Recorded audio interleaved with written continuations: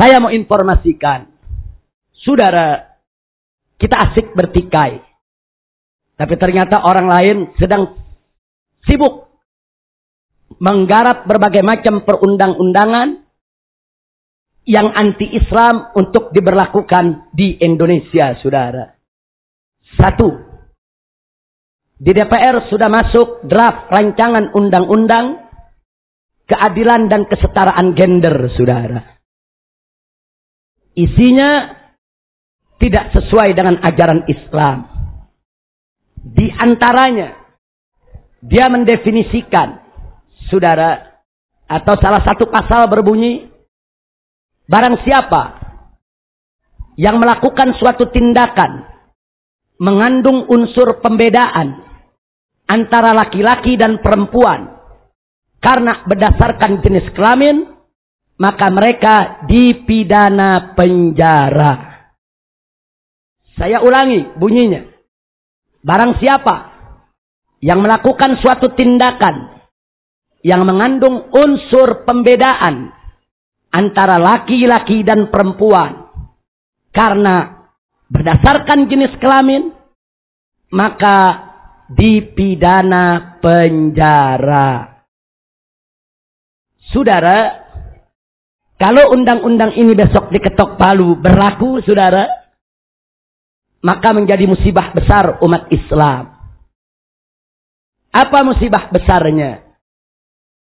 Saya mau tanya sama Ustadz Kiai di sini. Kalau hari ini ada ibu-ibu yang nuntut, Pak Kiai, besok di Masjid Agung yang khutbah Jumat saya ya. Yang azan putri saya. Saya mau tanya jujur, kira-kira kiai-kiai di Solo terima apa enggak? Terima atau tidak? Terima atau tidak? Yakin? Kalau undang-undang itu sudah berlaku, Anda tidak terima, si ibu bisa lapor polisi. Pak polisi, ada pembedaan lantaran jenis kelamin. Saya kemarin minta jadi khotib nggak dikasih karena saya perempuan. Tapi yang laki diizinkan. Itu namanya melakukan tindakan mengandung unsur pembedaan antara perempuan dan laki-laki berdasarkan jenis kelamin. Maka kiai dipenjara. Saya mau tanya sama masyarakat Solo dalam pembagian warisan. Laki-laki dengan perempuan sama atau beda untuk anak? Lidzakari mislu hadzil unsayin. Yaitu saudara, satu anak laki-laki sama dengan dua bagian anak perempuan. Bagi warisan. Terus anak perempuannya tidak rela, lapor polisi, saudara. Pak polisi, saya laporkan orang tua saya membagikan warisan. Jadi ibu dilaporkan. Karena ibu yang bagi, suaminya meninggal dunia, bagi sesuai syariat, ibunya dilaporkan. Saya laporkan ibu saya. Karena membagi warisan tidak adil. Bagaimana? Masa saudara laki-laki saya dua bagian, saya cuma satu bagian? Itu namanya melakukan tindakan yang mengandung unsur pembedaan antara laki-laki dan perempuan berdasarkan jenis kelamin. Ibu dipenjara. Saya tanya, bahaya tidak? Ini undang-undang semacam ini bahaya tidak? Biadab tidak? Ini nggak boleh dibiarkan, saudara. Makanya tadi saya katakan, saya curiga ada kekuatan intelijen bermain. Kita dibuat ribut sesama kita supaya ini undang-undang bisa lolos, saudara. Salah satu pasal lagi dalam undang-undang tersebut, setiap anak wanita yang sudah berusia 18 tahun berhak mengawinkan dirinya dengan siapa saja dan tidak boleh siapapun yang menghalanginya, saudara.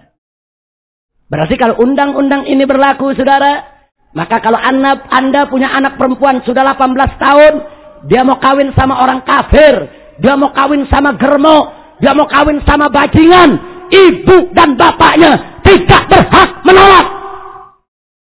Saya mau tanya jujur ibu-ibu, kalau anaknya mau kawin sama orang kafir, setuju tidak? Ridho tidak? Ibu protes tidak? Ibu dipenjara. Loh, undang-undangnya begitu, saudara. Tidak boleh dihalangi. Barang siapa yang menghalangi keinginan anak gadis berusia 18 tahun untuk menikah dengan pilihannya dipidana penjara. Nggak sampai di situ. Satu pasal lagi saya tunjukkan, saudara. Dari mana kami tahu? Kami sudah dapat draftnya. Nanti fotokopinya akan saya kirimkan ke Kiai Haji Muzakir, saudara. Biar orang Solo bisa fotokopi, bisa pelajari, lihat sendiri, saudara. Satu pasal lagi. Sebelum saya akhiri ceramah ini, saudara. Salah satu pasal mengatakan, suami dan istri adalah mitra. Suami istri adalah mitra. Dan semua keputusan dalam rumah tangga, semua keputusan dalam rumah tangga harus disepakati bersama. Tidak boleh ada paksaan dari salah satu pihak kepada yang lainnya. Kalau ada paksaan, yang lain tidak rela dipaksa, maka dipidana penjara. Baik, saudara. Malam-malam suami pulang ke rumah. Pengen tidur sama istri. Istrinya nggak mau. Udah kebelet, nggak mau juga. Akhirnya dia paksa istrinya, dia tiduri. Kalau istri tidak suka, besok bisa lapor polisi. Pak polisi, mau laporan. Laporan apa, Ibu? Saya semalam diperkosa. Lo diperkosa dengan siapa? Oleh suami. Lo kok bisanya? Karena dalam undang-undang, semua keputusan harus keridhaan bersama. Harus suka sama suka. Dia yang mau, dia yang suka. Saya tidak mau. Dia paksa saya. Bapak di penjara. Begitu masuk penjara ditanya sama orang dalam penjara. Pak, di penjara kenapa? Perkosa istri. Kacau tidak? Kacau tidak? Ibu jangan tertawa dulu. Sekarang sebaliknya. Saudara, suami pulang malam capek, ibu yang minta. Suami nggak mau, capek.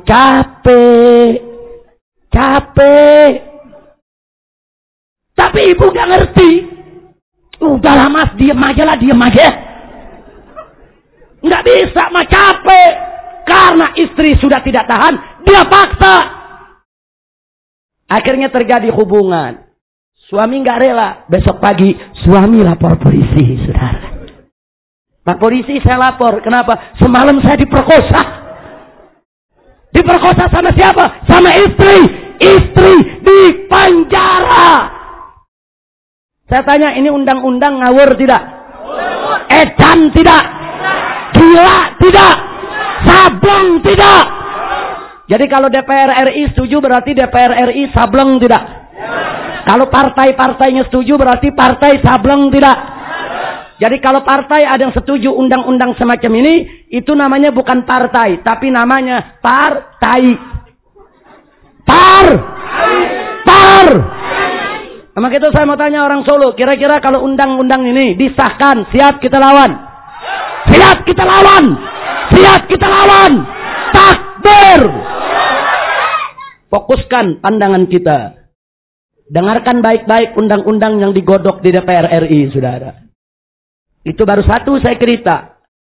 Saat ini kelompok homoseks dan lesbi tingkat nasional, mereka sedang mendesak DPR RI dan didukung oleh sejumlah tokoh, saudara, supaya perkawinan sejenis dilegalkan. Supaya laki boleh kawin dengan laki, perempuan boleh kawin dengan perempuan, dan mereka harus mendapatkan buku nikah. Hati-hati, undang-undangnya sudah digodok, draftnya sudah ada, saudara. Jadi seperangkat perundang-undangan yang anti-Islam sekarang sedang digodok diam-diam. Kita di bawah lagi ribut soal kunut, ribut soal telunjuk lurus atau godek-godek, ribut, saudara. Soal kunut baca atau enggak, ribut. Tahlilan, ribut. Orang lain sedang berjuang menghancurkan kita secara sistematis dan strategis, saudara. Maka itu tolong stop pertikaian di antara kita. Stop saling mengkafirkan di antara kita. Stop saling curiga di antara kita. Mari kita bersatu, buka mata, buka telinga, jangan sampai kita kecolongan. Setuju? Takbir! Nah, ini yang saya mau sampaikan saudara, mudah-mudahan manfaat untuk kita semua.